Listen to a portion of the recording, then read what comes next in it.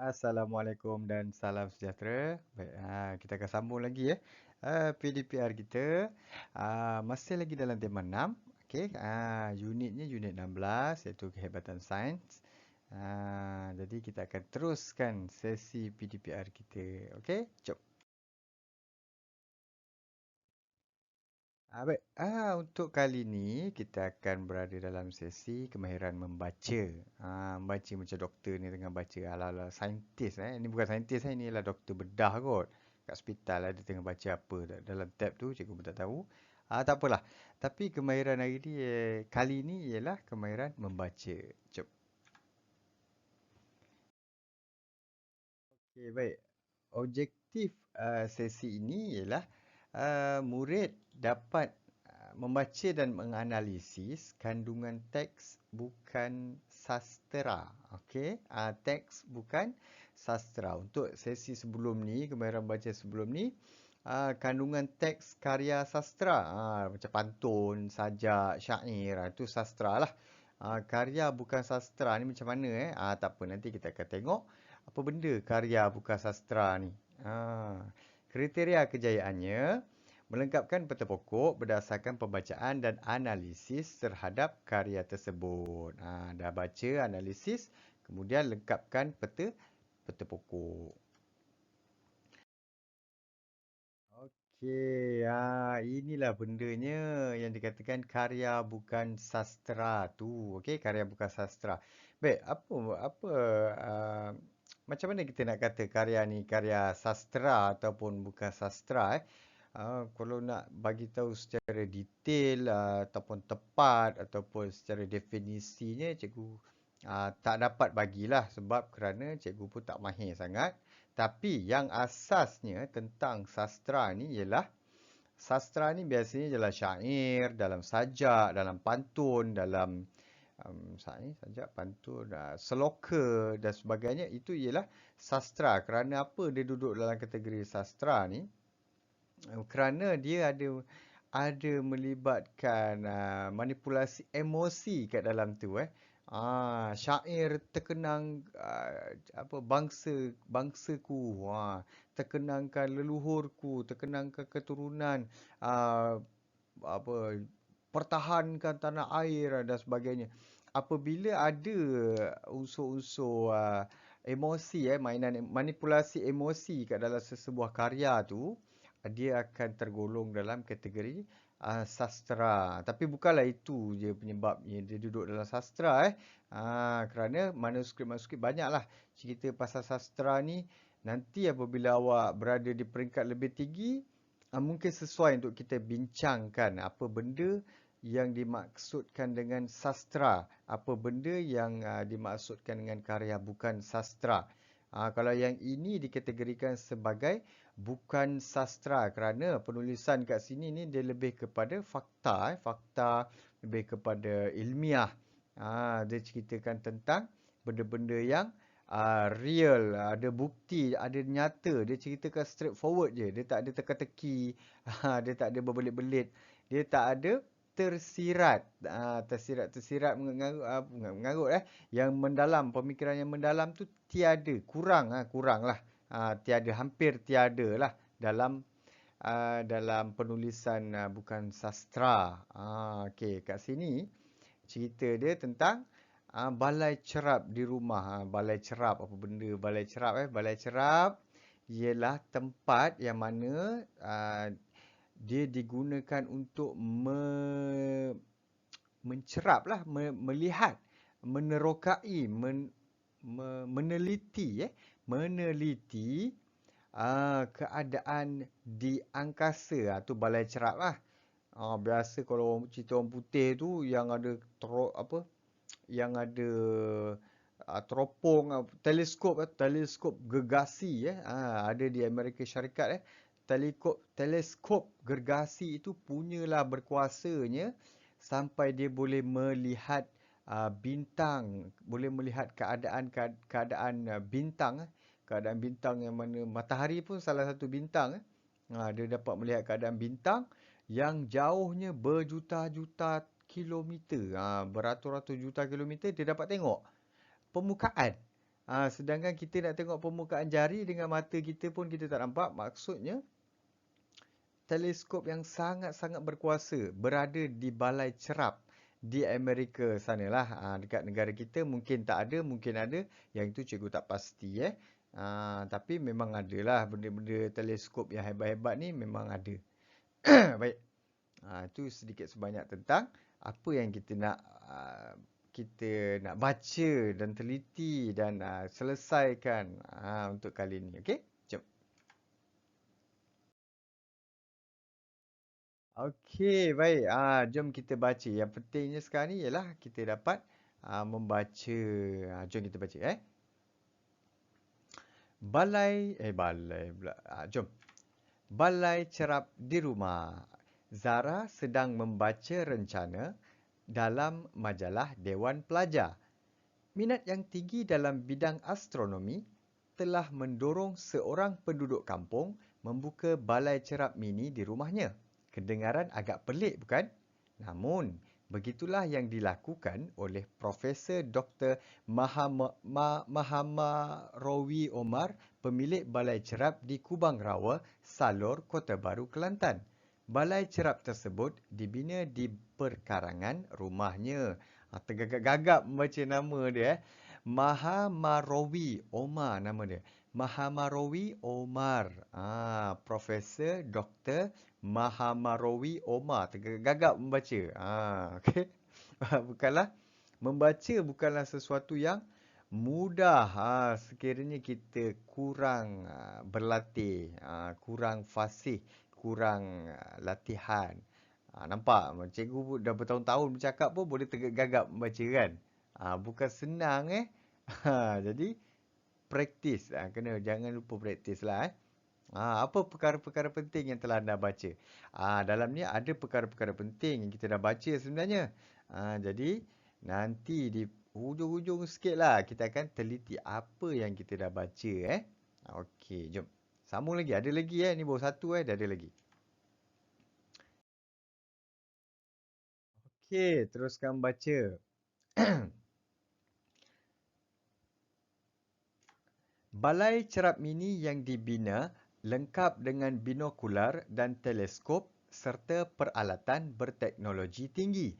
Sebanyak 15 buah teleskop pelbagai saiz telah ditempatkan di balai cerap mini tersebut.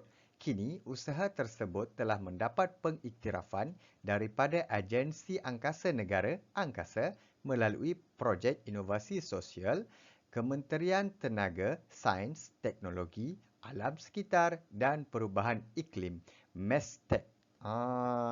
Okey. Datang lagi. Apakah perkara penting dalam perangan-perangan ini? Baik.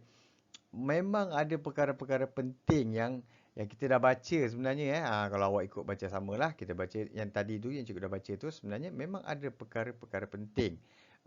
Jadi ujung sikit nanti kita akan cerita sikitlah, kita akan berbincang sikit tentang perkara-perkara penting tersebut.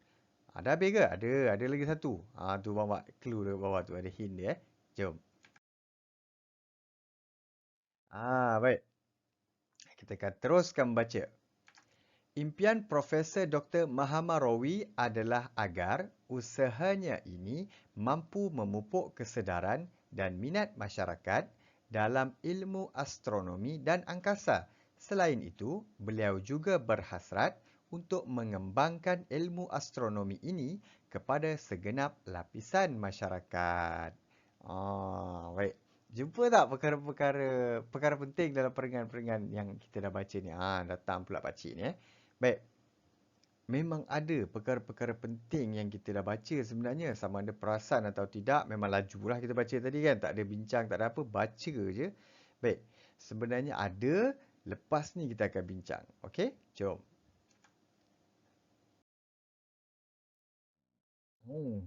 Sendawa pula Baik, perkara-perkara penting. Nampak? Yang ini ialah teks penuh daripada perenggan yang pertama sampai perenggan yang ketiga.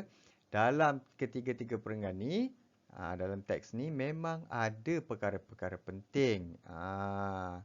Apa perkara penting? Minat. Minat yang tinggi. Penduduk kampung. Balai cerap mini. Apa yang penting Yang penting pertama, nampak ni.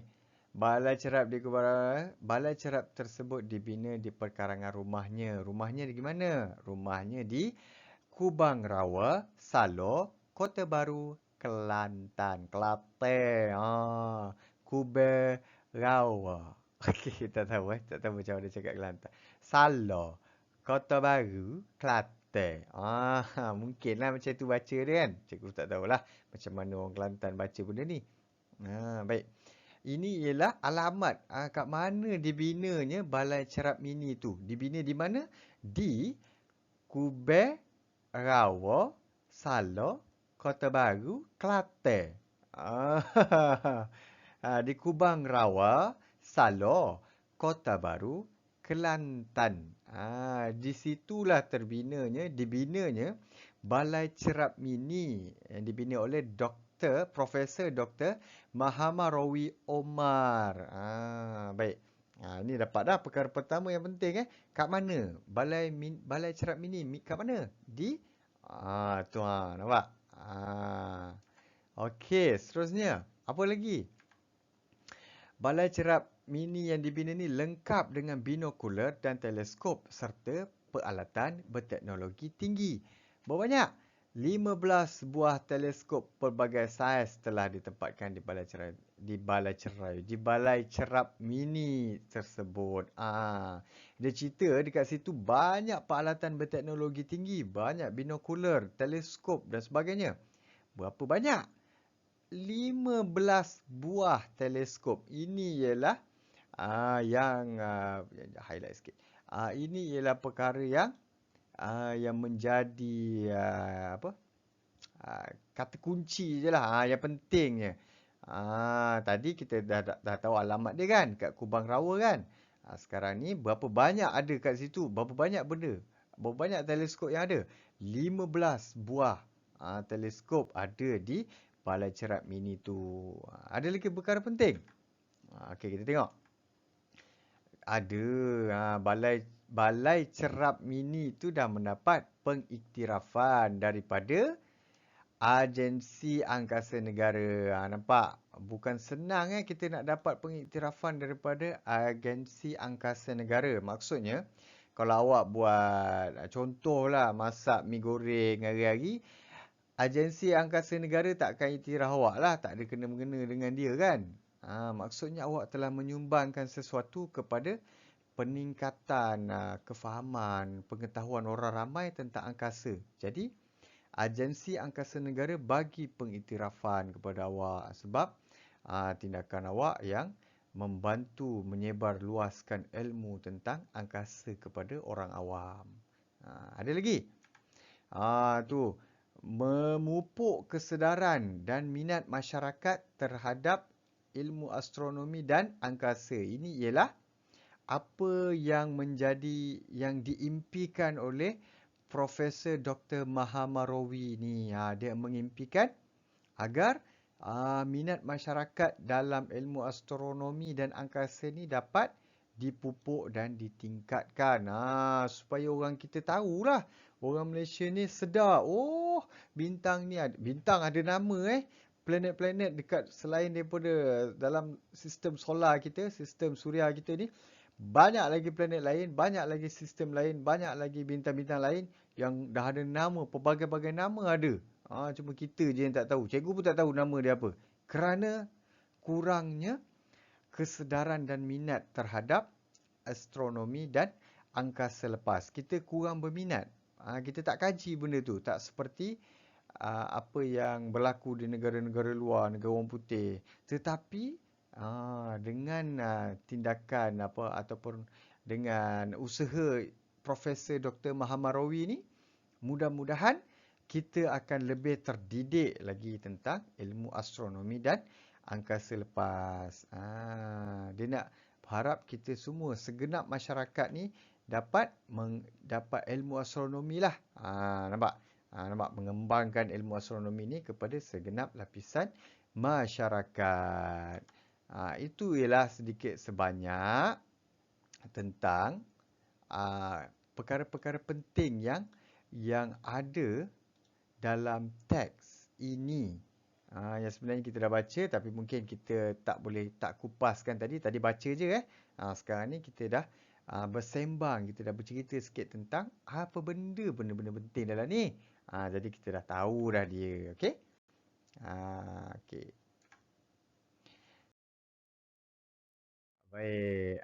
Untuk kali ni, untuk sesi ni itu saja perkongsian kita. Nanti kita akan jumpa lagi untuk sesi akan datang, okey? Bye. Assalamualaikum. Salam sejahtera.